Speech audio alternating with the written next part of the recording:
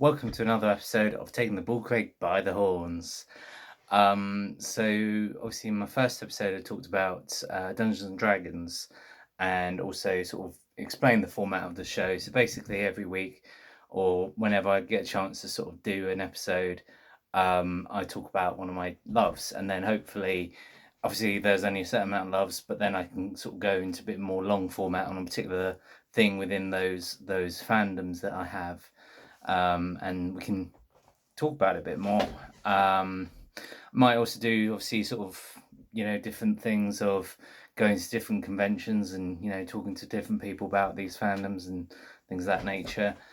And yeah, I'm still trying to figure out the format of the show, but basically this is something that I'm doing to make myself, get myself back on the road to recovery.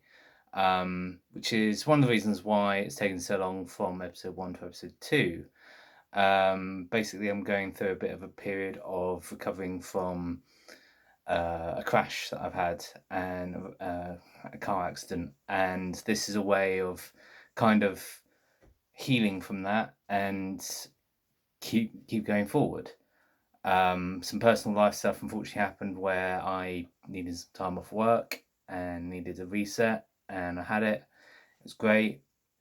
Talk about mental health, guys. This is, this is something that is important to do. But anyway, let's talk about fun stuff. So, pro wrestling. I am a huge fan. I am today wearing my Bullet Club t-shirt. Too sweet, bro. And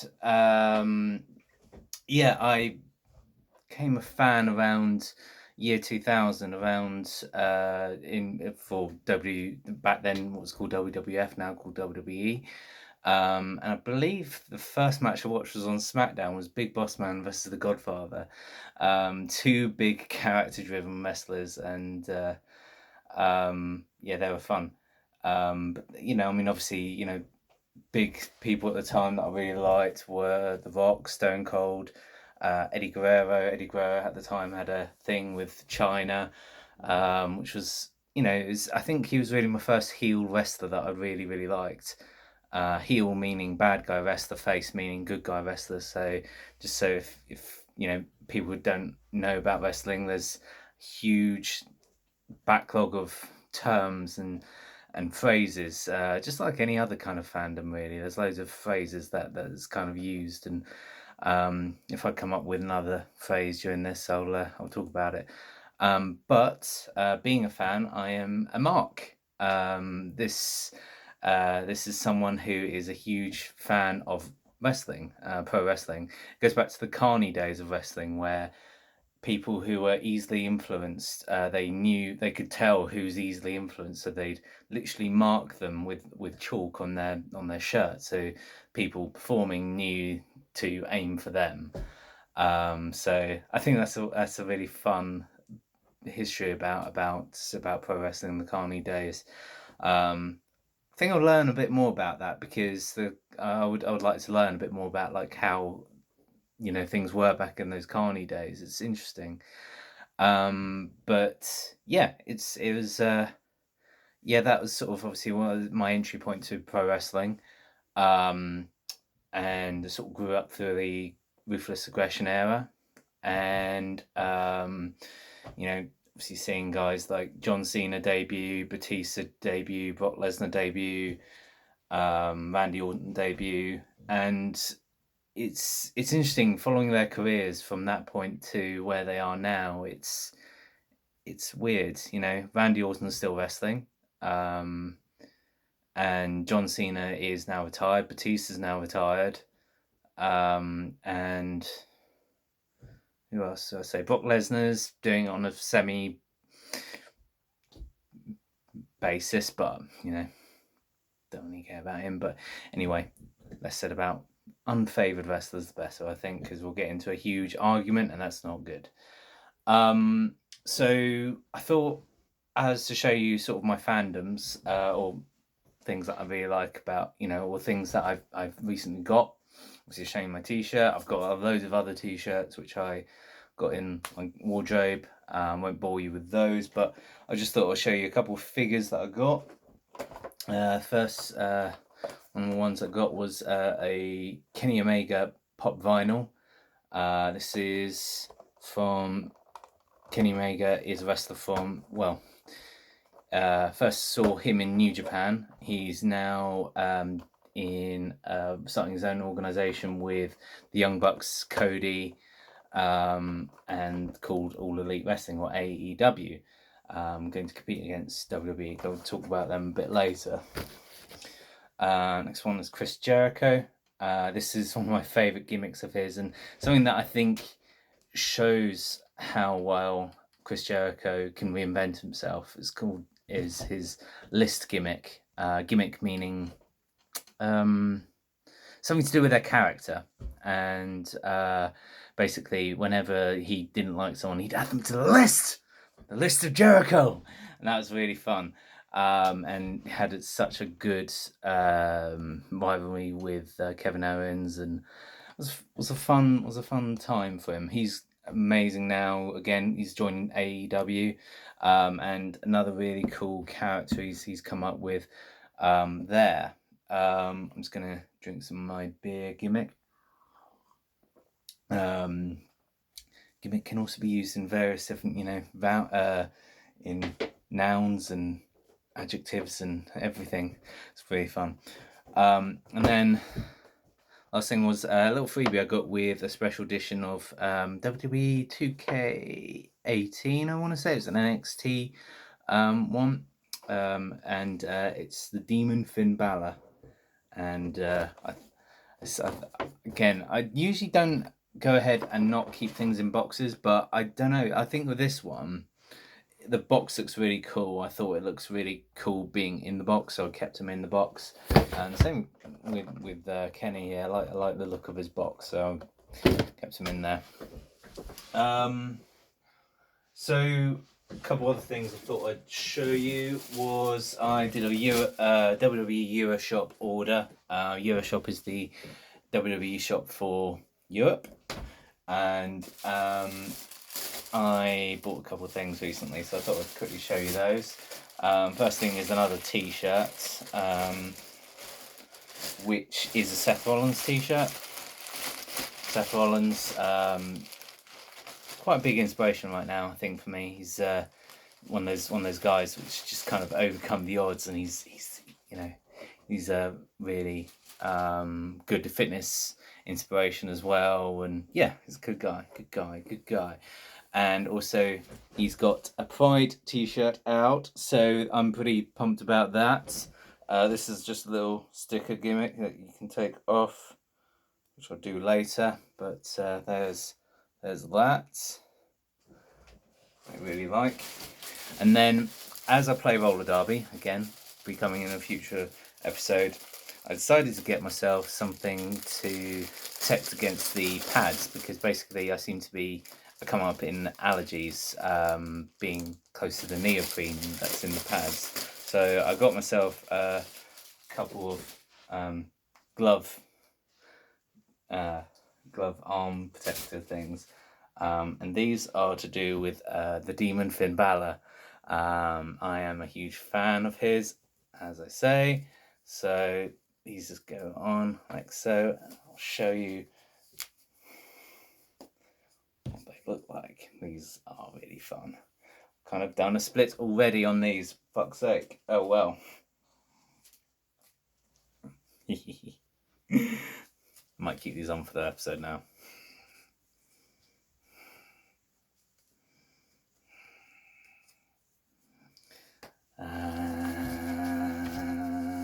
And yeah. These are fun. These are meant for kids. These ones, I think, but I'm a kid, so there you go. So basically now I can keep up with a demon gimmick on track as well. It's really fun. I'll take these off. It's kind of warm in here, so I'll take these off actually. But yeah, that's what I got from WWE Euroshop. That's fun. Yeah. So see, growing, like I said, growing up in the Ruthless Aggression era, took in a couple of WWE shows, one for Raw, one for SmackDown. Um, the Raw one, they're both live events. They weren't actually shown on TV. Really fun ones. So the main event of the Raw one was Triple H, Batista, and Ric Flair Evolution versus Randy Orton. This is around the time that Triple H turned on Randy Orton. So, and they were sort of fighting over the belt. Randy Orton teaming up with Chris Benoit and third guy. Who's the third guy? Not sure. I think it might have been Shelton Benjamin. Anyway, that was a fun little main event of that one. I preferred the SmackDown show though, so that was had a few cool matches. You had Eddie Guerrero and Rey Mysterio teaming up against M&M, which was Jerry Mercury and John Morrison with Melina, and then the main event of that one was Kurt Angle versus Undertaker. So that was really good main event. And then I took in a couple indie shows. I was living in Kent at the time, and that was fun.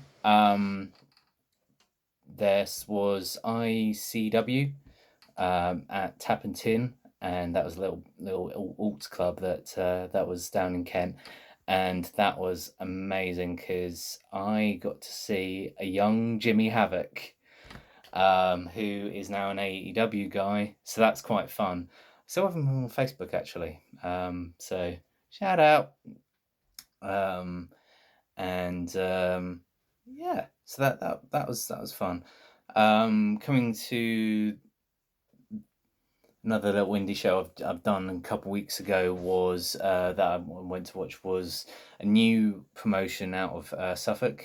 That was DNA Wrestling, and that was really fun to watch. Watched it with my roller derby team, and just so much fun. These indie shows, then they are to be taken as, that they're not obviously as serious as WWE or anything. They're just they're really fun to watch. I mean, obviously the work rate is amazing.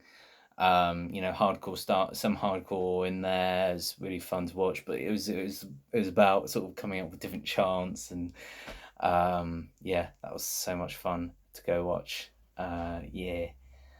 And then what else have we been doing? Oh yeah, so whilst I was at the DNA Wrestling, I did get this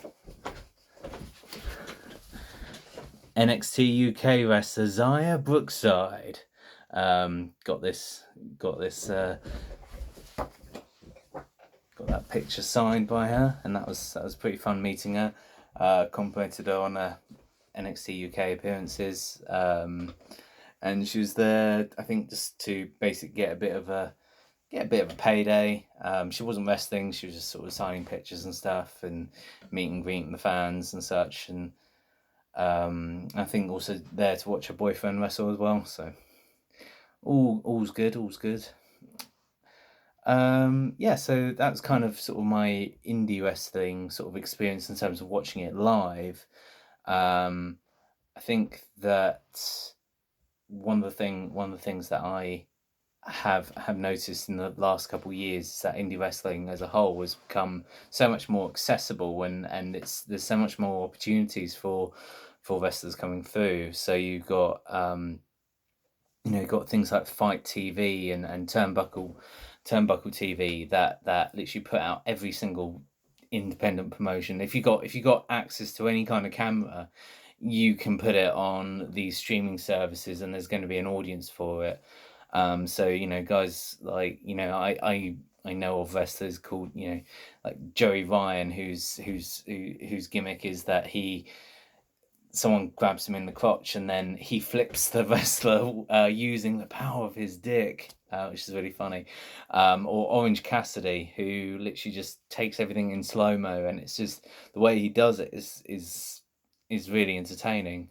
Or Colt Cabana, who's done so much with comedy wrestling as well. That's the thing, is that comedy wrestling was always, I always kind of viewed it as a bit more of a something that's, what's the point? They're never going to be fighting for WWE title, or the world titles, and so what's the point in even entertaining it? But the thing is that actually you have many different forms of, television entertainment. Why can't you have those subgenres and they still be relevant and still be very entertaining? So that's kind of the way I'm kind of viewing the different types of wrestling. Hardcore wrestling is, or deathmatch wrestling is something else, and it's interesting to see that divergence of different styles coming through. Um, and it's interesting to see, wrestling being taken out into the mainstream as well, with obviously WWE becoming a much more public entity, with there being bidding wars over there, over Raw and SmackDown, and also how they're publicizing themselves. Um, Also things like The Wrestler. I think The Wrestler movie, which was with Mickey Rourke, it showed what independent wrestlers, or in fact, wrestlers who are down on their luck from the 80s to where they are today, and what their experiences are like. It's haunting to see. I've watched the documentary Beyond the Mat, which is such a good representation of behind the scenes of wrestling. You got Jake the Snake Roberts, who is, in that he wasn't doing too well. He's thankfully has managed to find his feet, and I'm so happy for him. With things, and yeah, it's interesting to see that effect it has on people. And then you've got, on Netflix at the moment, you have Glow, which is obviously recording the behind the scenes of the Glow wrestling series from the 80s, which was the Gorgeous Ladies of Wrestling. So it was a very camp TV series back in the day, and it was something that wasn't supposed to be viewed with anything. It was just a bit of a cash grab thing, but it kind of shows these stories, these overly dramatized stories of behind the scenes of Glow. A lot of the love triangle and romances stuff didn't actually happen, from what I understand. But it's a lot of the stuff that they're saying on it is still very relevant, with different aging wrestlers having different injuries, or racist stereotypes which they go through on the show. It's very, yeah, very very cool to go watch that. So highly recommend that series. It's something as well. Is yes, there is obviously a really valid point on it, but it still is still entertaining enough that it doesn't really require too much thought. So it's a very fine line for me sometimes. Um, and yeah, so I think with everything as well, with the over publicized, or the publicization of wrestling, it's become really cool again. With things like, organizations outside of WWE, putting themselves out there, like New Japan Pro Wrestling, who, like I say, Kenny Omega is from, or originally from. Um, did a few other he did a few other things before New Japan, but still, I think that's kind of the organization he's most affiliated with. And showing this much stronger, what's known as strong style, and which is a sort of hard hitting sort of affair, where with everything with pro wrestling, it's predetermined. It doesn't mean that it doesn't hurt. So, but the thing is, obviously, you can do things with punches, which kind of alleviate a lot of the hurt on it. But the thing with strong style is that there's none of that. You still kind of hit with a lot of impact, and that kind of shows through in a lot of your hits. Um, Guys like Shinsuke Nakamura, who's now WWE, again, previously of New Japan Pro Wrestling. Um, is they're getting their style of wrestling out there, and it's really cool to see. It's again variants of different styles of wrestling. Is really cool to see on any stage. Ring of Honor, they were kind of, I would say, they're really cool to go watch. If you want a bit more of a serious style of wrestling, it's one that guys like Seth Rollins, Cesaro, trying to think of some other ones. Nigel McGuinness, before he retired, also wrestled for them. Danny Bryan, Samoa Joe. There we go. There we go. So these guys all came from Ring of Honor, and now they're in WWE, absolutely smashing it. So they kind of all sort of broke their way through there. And I think this is the thing is with WWE, they kind of wanted to still put themselves out there with a more serious type of wrestling. So this is where NXT came in, which is their developmental brands, and it's something that they can put through wrestlers who they personally work on, and they can kind of give them a bit of a show to sort of work themselves on. But then also it's an independent wrestling proving ground, so you can kind of get these guys from the independent scene who have had a lot of experience, but they just kind of want a bit of tweaking before they put them up onto Raw or SmackDown. So it's interesting to see, who is going to be the next guy, who's going to be the next Rock, Stone Cold, John Cena, and seeing that on the main stage. It's cool. It's making wrestling good again, all this stuff. And this is even before, me saying about how there's now competition, AEW, All Elite Wrestling, which is a new organization being put on by Cody Rhodes, or Cody as he's now known, the Young Bucks, who are a tag team, Matt and Nick Jackson, who have been tearing up the independent scene, went to Ring of Honor, New Japan, and just kind of did revolutionize tag team wrestling in their own way. You may not agree with me on that, and obviously that's fine. Everyone's entitled to their own opinions, but that's my personal opinion. And then you've got, trying to think. So Kenny Omega, who again is kind of bringing this different style into AEW as well. And they have formed this new wrestling promotion basically they're allowing their wrestlers a lot more creative control with how they want to present themselves, how they want to be this. So WWE, being a very public company, they've got to appease sponsors, they've got to be a bit more family friendly. But AEW is being a bit more, grown up, I guess. And it's interesting to see that difference between them, and it's interesting to see that at the moment WWE is even getting better from this imminent threat. They're getting their characters a little bit better. I think that recently Bray Wyatt had his reinvention with the Fiend gimmick, and that's kind of helped. Him re-debuting there is going to help WWE for sure. And it's interesting to see, where else they're going to go. WWE are going to go with it. And then you've got so many different. You've got women's wrestling as well, which is just amazing to see where they came from. Of them just being sex objects to where they are now, where they main evented WrestleMania this year. Becky Lynch, Charlotte Flair, Ronda Rousey, triple threat for all the women's belts, and it was so cool to see that.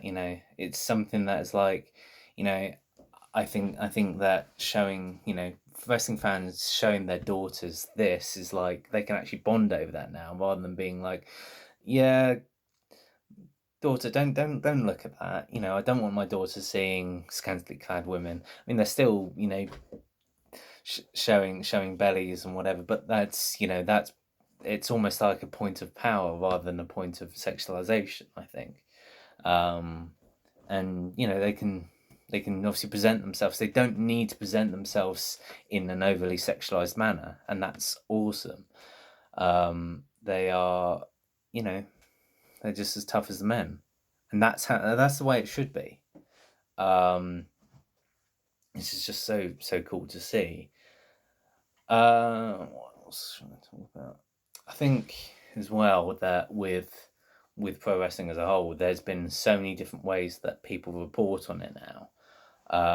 You know, back in the day, it was just Pro Wrestling Illustrated and the Dave Meltzer star rating scale, and that's the only way that they report on it. But there's now various different there's every single wrestler's and their mother has retired wrestler and their mother have a podcast now. It seems. I mean, actually, Colt Cabana on his podcast actually has his mum reporting on it. So just as a bit of an over exaggeration, but not really. So it's cool to see that. And then I've been listening today to Ben Kissel from last podcast, and he's got his own wrestling podcast now as well. He's been talking about it for ages, and I think he's got a really cool take on it. Wrestling fans' take on it, but it's something that's like, that he's approaching the podcast thing from a, if someone was interested in becoming a wrestling fan or getting involved in the wrestling industry, this is what do you suggest, sort of thing, which is interesting sort of questioning to take to different people. I think that one of the bigger guests that I personally know of, he had AEW head official, one of the head officials, Mike Knox from on there. So that's quite cool. That's a quite big one, I feel. But that's just because I'm an AEW fan. So there you go. And then like you have What Culture and Cultaholic on YouTube, who obviously report on different things. They do top 10 rankings, and I think they've got their own thing going on as well. And it's a good time to get into wrestling. I think that for the longest time, wrestling has been seen as something that is for real big nerds. But I think with nerd culture or geek culture becoming a bit more of an acceptable thing, people are looking at these different fandoms and being like, oh, that's cool. I actually want to get involved in that. And the same with wrestling. I think that if anyone was to give wrestling a go, people recommending different matches on based on what they actually like, or different storylines, they'd actually get really hyped up about it, and I think they'd really like it. But it's trying to sell it as this thing of, don't look at it as this is a fake fight. Look at it as this is you can look at it as a predetermined fight, but it's also, it's soap opera at its base, and it's amazing storylines that have come out of it in the past, and you can catch that all on the WWE network. um and there's some cool matches, which again I might do a long form thing in the future about some of my favorite matches, um or favorite pay-per-views or favorite storylines, or something like that. I might do some long form stuff on that. So let me know if you want me to cover anything in the comments. But I think that's kind of it. I think that's kind of what I have to say on wrestling as a long form, as a bit of a overly rambly thing that I like to do. This is I hope that you do like these shows. But if you don't, that's fine. It's your own opinion. This is more for me. But I guess also for you, helping me, helping you. But I think I'm gonna cut it off there before I get any more rambly. I'm gonna enjoy this beer gimmick, and I hope to see you again some point. Okay, guys. Thanks. Bye.